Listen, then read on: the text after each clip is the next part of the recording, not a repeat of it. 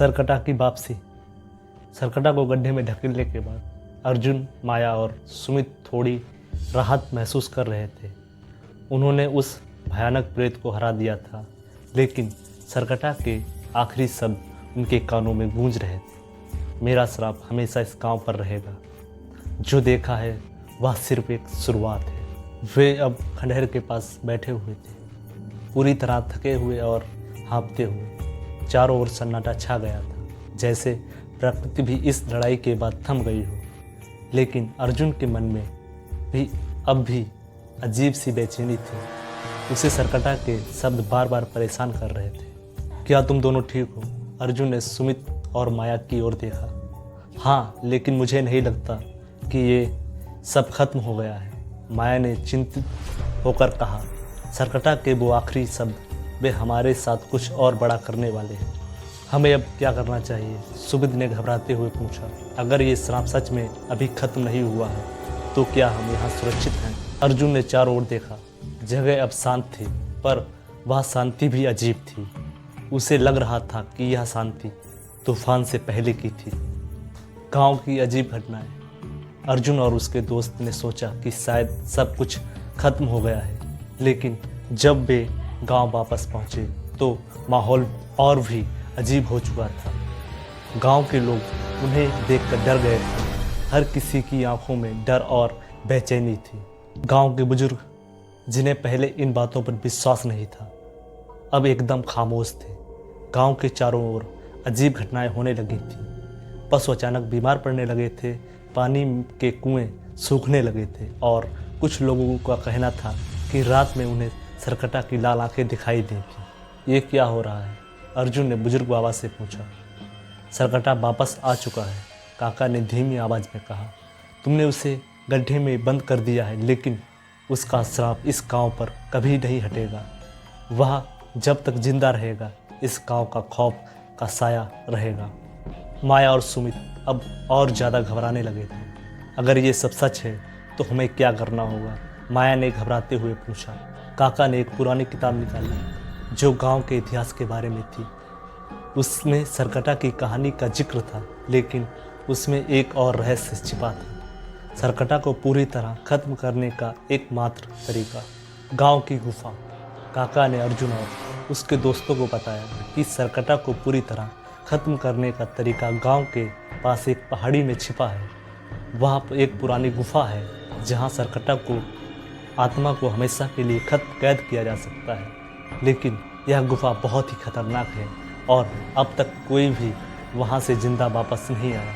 तुम लोग अगर इस गांव को सच में बचाना चाहते हो तो उस गुफा तक जाना होगा, काका ने कहा। वहाँ एक प्राचीन शक्ति है जो सरकटा की आत्मा को हमेशा के लिए रोक सकती है। अर्जुन, माया और सुमित ने एक दूसरे की तरफ देखा। वे जानते थे कि अब उनके पास कोई और दूसरा रास्ता नहीं बचा है। वे खौफ में थे, लेकिन अपने गांव को बचाने के लिए उन्हें इन यात्राओं पर जाना ही होगा। गुफा की ओर यात्रा। अगले दिन वे तीनों गुफा की ओर रवाना हो गए। रास्ता खतरनाक और डरावना था। जंगल और पहाड़ की हवा एक अजीब सी ठंडक थी जो उनके रोंगटे खड़े कर रही थी। जैसे जैसे वे पहाड़ी के पास पहुंचे, वे महसूस कर सकते थे कि कुछ अदृश्य ताकत उन्हें देख रही है। पेड़ झूम रहे हैं और हवा में अजीब सी आवाज़ें गूंज रही थी, जैसे कोई उनके आसपास हो। अर्जुन ने महसूस किया कि वे अकेले नहीं थे। मुझे लगता है सरकटा हमें यहाँ भी देख रहा है, सुमित ने डरते हुए कहा। हमें जल्दी करना होगा, अर्जुन ने कहा। अगर हम उसे पूरी तरह खत्म नहीं कर सके तो यह श्राप हमेशा के लिए रहेगा।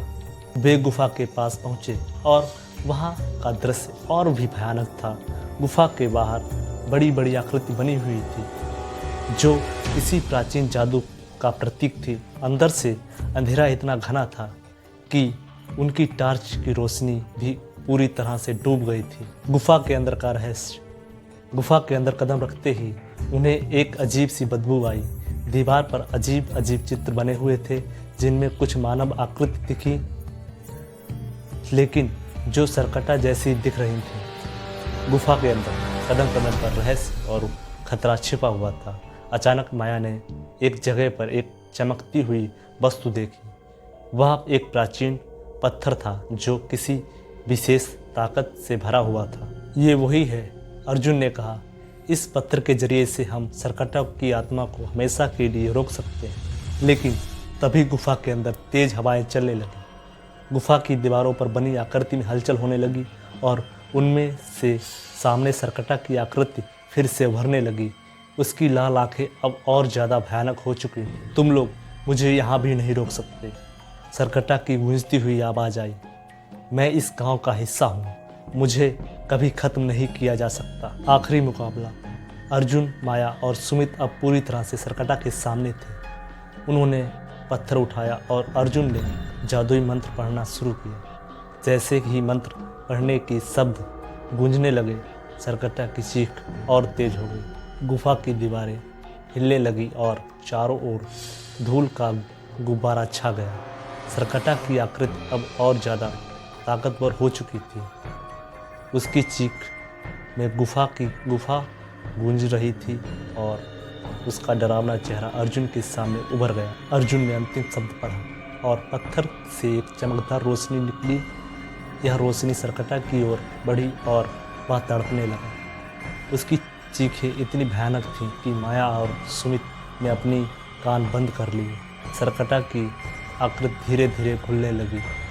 उसकी लाल आंखें बुझने लगी और उसकी शरीर की विकृतियाँ गुफा के विलीन होने लगीं। लेकिन उसके जाते जाते उसकी एक आखिरी चीख गूंजी। तुम मुझे ख़त्म कर सकते हो, लेकिन मेरा श्राप इस गांव पर हमेशा बना रहेगा। सरकटक की आकृति गायब हो गई। गुफा में अचानक शांति छा गई। अर्जुन, माया और सुमित एक दूसरे की ओर देख रहे थे। क्या वे सच में सरकटक को हरा चुके थे? क्या यह अंत था? लेकिन तभी गुफा के बाहर एक अजीब सी आवाज़ सुनाई दी। वह आवाज़ गांव की ओर से आ रही थी। अर्जुन ने चिंता से बाहर की ओर देखा और उसके चेहरे पर फिर से डर की लकीरें उभर गईं। ये क्या है? माया ने कांपते हुए पूछा। अर्जुन ने गहरी सांस ली और कहा, शायद ये अभी ख़त्म नहीं हुआ है। हमें वापस गांव जाना होगा।